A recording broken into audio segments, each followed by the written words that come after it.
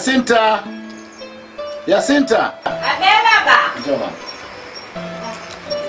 Ni nzuri. Kwa sababu ujumbe pia. Jambo likana kuchagua, haja chague. Sio ndio kutafuta ndio. Asante sana. Asante sana. Ni mchoraji ambaye nimepita leo. Nikaziona picha nikazipenda. Bahati mbaya mchana ule sikuwa na hela. Lakini nikamwelekeza hapa na bahati nzuri saa hizi ametozo picha. Sasa ningeomba nikupe uhuru wewe uweze kuchagua hizo picha.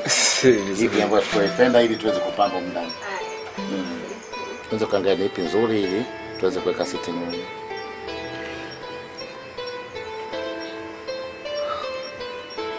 Vizuri sana. Nimezipenda jema pia kushirikisha na familia. Ya nimezipenda.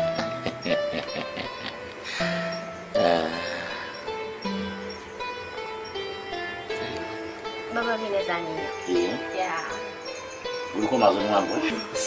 Sasa kuna neno hapo limeandikwa real love never die. Na labda kwa sababu ni mchoraji unakuwa unawasilisha kitu fulani, hisia zako katika akili yako. Kwa hiyo unaweza kunifafanulia? Ni swali zuri.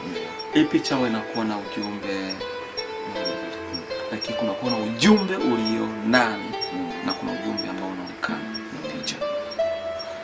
Ujumbe wa ndani ni kwamba ni watu wawili. Ni picha yenye watu ambao wanaishi kwa ujamaa. Lakini panapo ujamaa pana upendo.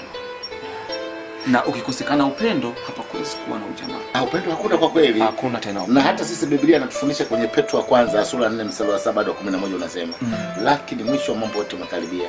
Basi iweni na akili, mkeshi katika sala. Zaidi ya yote iweni na juhudi nyingi katika kupendana, kwa sababu upendano husitiri wingi wa dhambi. Mkaribishane ninyi kwa nyinyi pasipo kunung'unika, kwa kila mmoja kwa kadri alivyopokea karama. Utumieni muda wenu kwa kuhudumiana kama mawakili wema. Mtu akihudumu na hudumu kwa kipaji kile alichojaliwa na Mungu, ili sisi sote tutukuzwe kwa Bwana wetu Kristo. Utukufu na uwezo una yeye milele na milele. Amina. Nimependa, ni kitu kizuri umechagua, lakini niseme kitu kimoja. Hata Bwana Yesu alisema kwamba amri kuu na wapenda.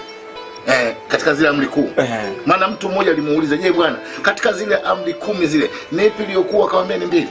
Ya kwanza, mpende Bwana Mungu wako kwa uwezo wako wote, kwa nguvu zako zote, kwa bidii zako zote na kwa akili zako zote. Ya pili afanana nayo, mpende jirani yako kama unavyojipenda mwenyewe. Ukizitimiza hizo basi unaona ufalme wa Mungu. Bila upendo hatuwezi kuishi. Kwa hiyo begani,